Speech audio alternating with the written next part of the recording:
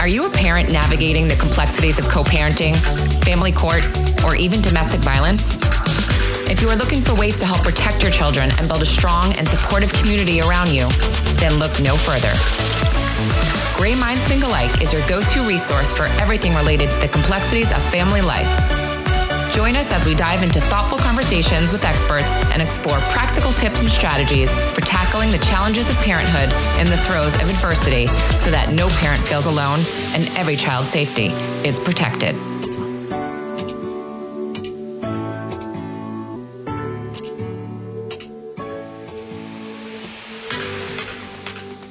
Welcome back to Gray Minds Think Alike, where we dive deep into the conversations that matter most with experts who enlighten, inspire, and empower. I'm your host, Ali Kessler, and today we're talking about resilience, transformation, and the courage it takes to rise after hardship. Our guest today is Jenn Robb, also known as the Warrior Mom Coach. Jenn empowers moms to navigate motherhood with courage, compassion, and strength, especially when facing trauma, high conflict situations, or major life transitions. She's also the author of the inspiring new book, Warrior Moms Rising, where she shares powerful strategies and personal stories to help women reclaim their voices and step boldly into their purpose. Whether you're in the thick of it or just coming up for air, this podcast is for you. Hi, Jenn. Thank you for coming on today and welcome. Thank you. I'm glad to be here. Absolutely. I guess to start, you've walked through a difficult road yourself. Can you share a little bit about your personal journey and what inspired you to become the Warrior Mom Coach? Yeah, our journey started when my daughter was about 12 and she started really struggling with mental health, anxiety, depression, ultimately self-harm that ultimately ended up to almost taking her own life. And so it was really, the book was born through navigating 3, 4, 5-year season with her and really trying to get her to come out on the other side and find healing and joy again. Her situation really stemmed from a sexual assault from another peer, which we didn't find out about until years later. She had been carrying the burden for a very long time and did not want to talk about it until she was at rock bottom. Which was when, at what age? So rock bottom for her really was, we'd had some really low points starting when she was about 12, but she was 15 and my 2 boys, I couldn't get a hold of her. She had been home. We had pulled her out of school because we were homeschooling her now. I couldn't get a hold of her. I'd gone into the clinic to see some patients. And so I sent my 2 boys home who were in the high school down the road. And they found her unresponsive, face down, laying in a puddle of vomit. So of course they called 911, didn't really know what had happened until we got her to the ER. And that's when they had found that her alcohol level was 4 times the lethal limit. And so she had broken into a liquor cabinet that had 2 locks on because she wanted the noise to quiet in her head, all of those feelings. And so it really wasn't until she was about 15 when she had told us really what had happened and that she had been carrying that burden and that pain for a very long time. Got it. So at that moment when she told you, what was your first response or what was your first course of action, I guess you can say? There's Mama Bear, right? Mama Bear wants to come out and Mama Bear wants to pounce. In the moment, that really wasn't what she needed, right? Like she needed someone to be there for her and her advocate in that moment. We did talk to the DA and we had all that kind of stuff involved, but there was no way at that moment that she could ever take a witness stand or anything at that moment. I was trying to keep her alive. And sometimes we have to make those hard decisions. Is it worth prosecuting this and dragging her through the mud and dragging her back through this when she doesn't even want to be alive at this moment? Or is it better to try to save my child? And we chose, obviously, our child. And I think that I don't regret that decision. I think ultimately that person will get what they deserve at some point. Now, we could go back now because the statute of limitations hasn't really expired. But again, I don't know that it's really worth her mental health of dragging her back down that road. Yep, that is a decision. I talk to parents all the time that go through similar situations. Some of them want the justice. Some of them want to make sure that person doesn't harm another person. So there's definitely different ways to handle it. And it's personal. So it's different for each person. And I guess from there, why don't you tell us how Warrior Moms came about? So it just really was born like when I was watching her struggle, but then I also felt like there really wasn't a voice for the moms, right? Like everything that we do as a mom is revolved around our children, right? When they're sick, it defaults to us. We're the gatekeepers in the home. We are all of those things. And so often the mom's pain and the struggle and the heartache that she's feeling often gets overlooked because all of the focus is on the child. And if you look out there, like there's a ton of information and research and all of these things on teens, right? How to help them, how to help mental health, how to help them there's all books and data on that, but it's very limited on that's helping the mom learn to not only advocate for herself, for her children, but also advocating for herself. And I think that is where it's really important because I remember like being at rock bottom, right? Everything was about keeping her alive. And you forget like how much you give of yourself, right? When you're not only, you have someone who's struggling, but then you're still working and you're still taking care of the rest of the family and the household and all of those things. And then you wake up one day and you look in the mirror and you don't really even know who you are, right? Because you're past burnout, you're past full exhaustion, and you're just keeping up the facade of I'm okay. When in reality, you're not. You really have been taken to a low point yourself because it's hard to watch your children. Sure. And Absolutely. so that is really how the book became. And it's really about the moms and looking at what was going on from my perspective in her challenge and how I felt, and then trying to give moms practical steps. And a lot of that revolves around just taking care of yourself and not forgetting yourself during those hard seasons when you're taking care of someone else. Of course, yes. So what was the hardest part about writing Warrior Moms Rising? Putting your story down on paper, I'm sure felt a little healing, but I'm sure it was also triggering. Yeah, it was definitely tough because you have to go back and think and relive the parts that you really wanted to stuff. But in a lot of ways, it was cathartic, right? And you think about mental health treatment plans, a lot of times it is journaling or writing or things through that because it's better to get it out and put it on paper. It was both. It was a little bit triggering in the beginning, but then in the end, it really was more cathartic. Right, of course. Not only that, but not only are you sharing your story, but you're also hoping that other moms will read it and know that they're not alone, which I think is very important in situations like this when you feel a sense of community. And 100% is I felt alone. We didn't really talk about her mental health struggles and her journey with people. One, there's so much judgment that comes around it and the stigma that's associated with it. And so it really wasn't something that we talked about. You do feel alone. You feel isolated. And especially in today's society where you're looking at social media all the time, right? And you're scrolling and you're seeing over there that, the Joneses are living their best life and they're happy and they don't look to have any problems, right? And so then you get caught up as a mom in this comparison game, which only fuels the guilt and the shame that you already feel about your current situation. And so that's why, I really encourage moms to learn how to advocate for themselves, to put the phones down, to put the social media down, and to step away from that stuff because as much as I do, that nobody's life is picture perfect. Some people are better at hiding it than others. And of course, social media is only a glimpse of the really good times, right? And I'm not saying I call it fake book. I'm not saying I don't like social media because I do. You can connect with people all around the world. And sure, it has its purposes. Right. There are benefits. But as moms, sometimes we really get stuck in this comparison game with other moms who appear to have it all together. And that's just simply not the case. And mom guilt is already hard enough. And then when you're comparing yourself to someone else, right, it just feeds that. And then you just get more and more burnout and exhausted and beat down. And then you're in your own kind of spiral, if you will. And then you've got to figure out how to now get yourself out and get your child out too. So what I want is for moms to understand that taking care of yourself, even 10 or 15 minutes a day, it's not selfish, it's needed. And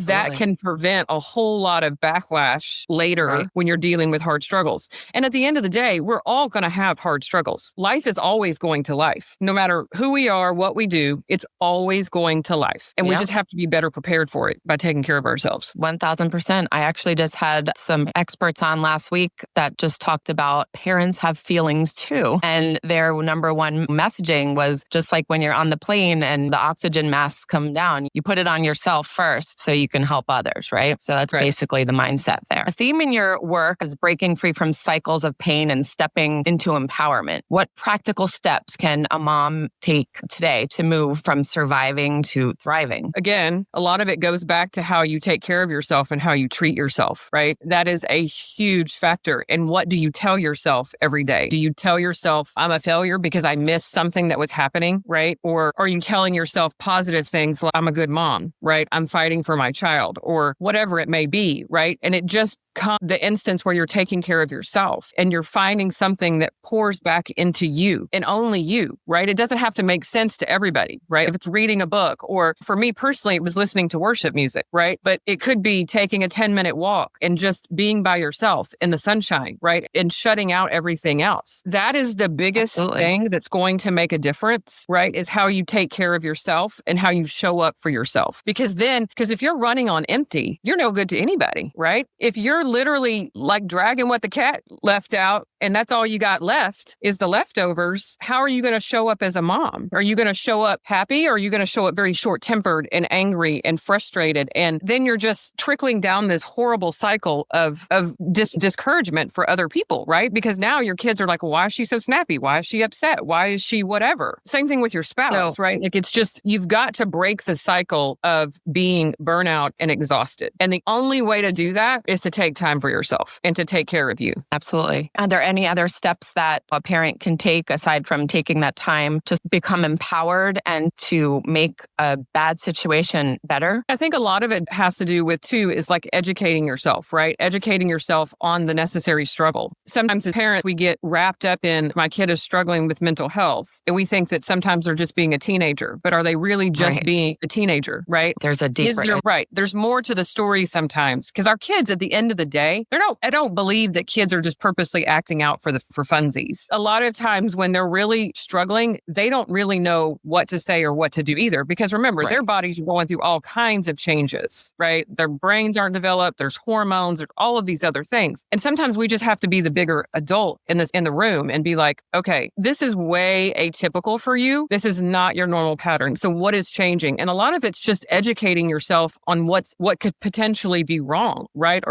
And then the other part of that is just advocating for your child, right? If they need to go to a counselor or to go to a therapist or whatever, it's advocating in those rooms for the child too. Or it could be your spouse. It could be your elderly parent. It could be so many gamut. Like for me, it was specifically a mental health struggle with a child. But as moms and as women, we are often put in roles of advocating for our spouses or our ailing parents or whatever it may be, right? And sometimes it's just being in those rooms and advocating, because you yourself know your child far better than someone who's seeing them for the first time. And you do take the power back when you're advocating for them. The biggest thing for me was like when Chloe initially started struggling and we were just beginning to see the beginning signs, she was 12, of anxiety and depression. And so of course her pediatrician was like, she needs to see a psychiatrist. So we take her to a psychiatrist. And what was the psychiatrist's first move? Let's put her on 5 different medications. Yeah. 5 different medications for a 12-year-old? Yeah. Are you kidding me? Right. And I've been in medicine for over 20 years, right? I'm a nurse practitioner, but no, ma'am, that is not how we're going to roll with this. There's so many things wrong with that, right? And me saying, absolutely not. If we need to do one medication to help her with the anxiety so she can go out and function in the world, then fine. But 5 medications at one time, I have no idea what interactions it's going to cause in her own body.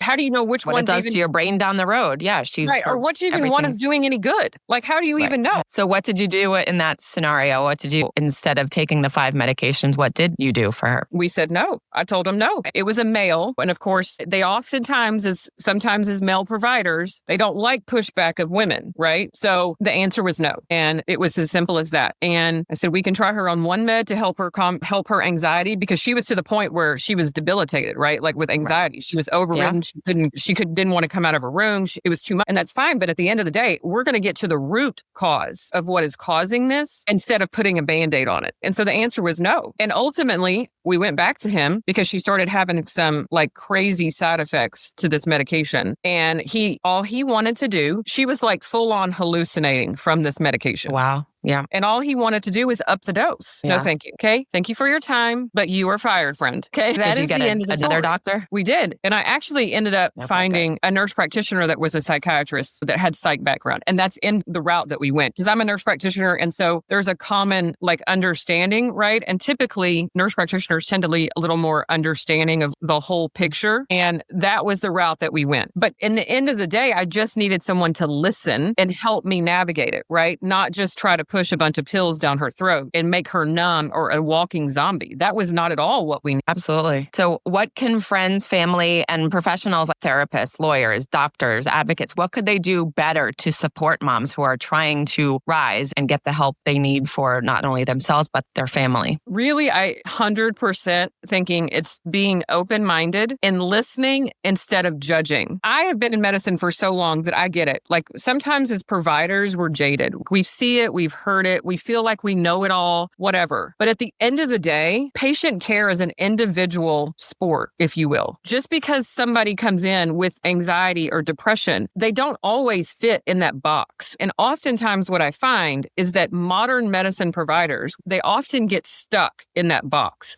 And if it doesn't fit in that box, then they don't know how to treat it. And they often start throwing just ultimate pills and all this other stuff because they don't really know. So it's really about listening without judgment and trying to be open-minded and find something that is right for that particular person. And at the end of the day, the mom or the wife or whoever is in there that is talking, they are the expert on that person. You are not the expert. You have met my child for 5 minutes. Right. I've known her whole life. And that's what I used to say. I know her idiosyncrasies. I can tell you what her mood is. I can tell you by her hand gestures. I can tell you by the look on her face. She doesn't even have to say a word. And I can tell you what mood she's going to be in. You don't know my child. That's how I feel about family court judges when they have to make decisions for families and they don't even know these people. We're Right. putting like our whole entire lives into strangers' hands. So I always find that very difficult, 100%. to say the least. But I think it's also okay to say, you know what? If you're not getting that, I hate using the warm and fuzzy, but if you're not getting that kind of vibe that they're really there to help you and to help your child, they're just there to collect a paycheck, if you will, then it's time to move on. It's just time to move on. Yep. And that's okay. Like it doesn't make you a bad person because you're like, no, thank you. I always tell everyone to always test out a few doctors or whoever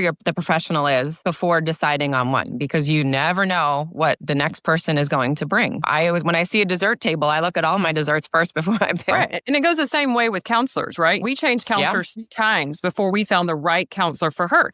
And it wasn't at all that the original counselor was bad, because she wasn't. Right. She was one of the sweetest women I've ever met in my life, but she was not what Chloe needed. Chloe needed someone who was going to call her out on the issues at hand instead of coddling that behavior. And there's a difference. So we moved on. I'm like, thank you for your time, but you're not what she needs because she's not making progress. And then you just keep going until you find them. You keep vetting the process and the people until you find someone who is the right fit for your child. And it's also about, is your child feel comfortable with it, right? If Chloe's not talking and she's, okay, I feel better, but it's all a lie. Have you helped? So I guess for a mom listening right now who feels completely overwhelmed, what would you say the first step she can do to begin her own journey of rising? The really most important, I think, is to find someone or a community that can help you, right? Because there is, again, I navigated this isolated just with my husband and our family, but that really probably wasn't the best option, because there is empowerment in community and empowerment in when you're really at a low point that can repoint you and re-guide you to the correct path and to keep you motivated to keep fighting, right? And not to end with just, this is it, right? Like it's never going to get any better, because if we get stuck in that place, it's really hard to get out of it. So community is huge and important in takes a village like this. Right. It just does. It sure does. Yeah. I found some amazing groups, even just on Facebook,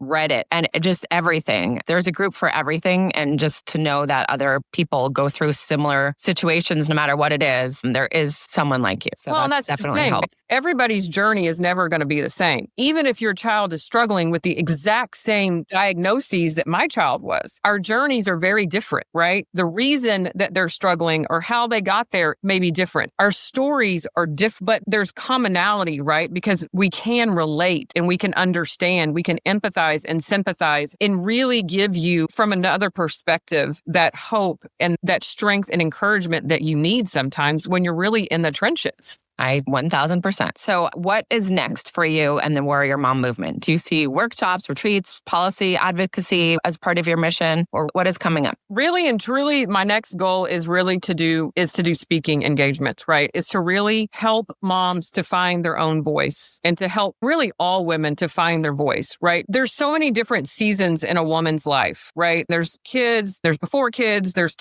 after kids, there's all of these seasons that we're navigating as women. And I really feel like it's really about finding your purpose. And sometimes it takes those really hard struggles for us in line with what our purpose really is and how we can help others and make an impact. And so for me, the goal is I'm building a course that people can go in and do on their own. It's self-paced, but they can take a moment, step back and refresh. But ultimately, it's really speaking and engaging with other women to step into their full purpose. You offer coaching, correct? So how does someone, and is it local? Is it virtual? So I have a website. It's called warriormomcoach.net. So there's free resources on there. There's the VIP community there because that's on Facebook. That's a free group where we just offer insights and help through that. But yes, we do coaching. It's a group coaching because I really feel like, again, it's community oriented. And who is your ideal client? It doesn't have to be obviously a parent that has a child with mental health issues. Who would reach out? It's really just women who are really struggling with something or someone, right? Again, it can be a child with addiction. It can be a spouse with addiction. It can be a child with mental health. It could be loss, grief. It's just a woman who needs a community of like-minded women, but they need someone to help them find their strength and their voice along the way. Sure. Got it. That's great. That's, I'm sure, every woman, to be fair, because there's always something that everyone struggles with. Where could people find your book? So the book, Warrior Mom Rising, is on Amazon, and it's just now been released on barnesandnoble.com too. So Wonderful. It's in several places. You can also download the e-version of the book on my website if you just use like a Kindle version. So there's different strategies, but all of that can be found on my website as well. Okay. And what's the number one thing you want women to get out of reading that book? What's the one thing you hope they take away? You are never, ever alone, ever. And that there's also pain, that there is purpose in the pain. I know that one for sure. Ever since my son died, I started the nonprofit. I do this podcast. I try to find a purpose so I can help others. And does it take my pain away? No, but it does help. So I definitely agree with all of it. Do you have any final words for our listeners? Just, you can do it. Like, there is hope and there is strength, but find your community, whether it's through mine or someone else's. Find community and find strengths together with other women that want the same things for you. Strength, empowerment, finding your purpose. That's the hardest part, is finding that strength to even take that first step to find community. Right. Getting out of bed sometimes is the hardest part. Yes, agreed. But once you do that, getting that community together will help And you. the only thing you can do is just keep getting up every day. It's really just about one step at a time, putting one foot in front of the other every day. That's really all you can do. And if some days, if it's all you can do is to get out of bed and make it to the couch, then great. You at least made it that far. And don't beat yourself up for that. We all struggle and go through our own process of grief in different ways, right? And so it's really important to remember that you have to keep rising. You have to keep getting up, keep moving, keep going forward. Absolutely. And that's what I try to do as well. So thank you so much for sharing all of that with our listeners. And I will put all of your contact info and links in our show notes. I hope to connect again. I will definitely reach out. Okay, awesome. Thank you so much.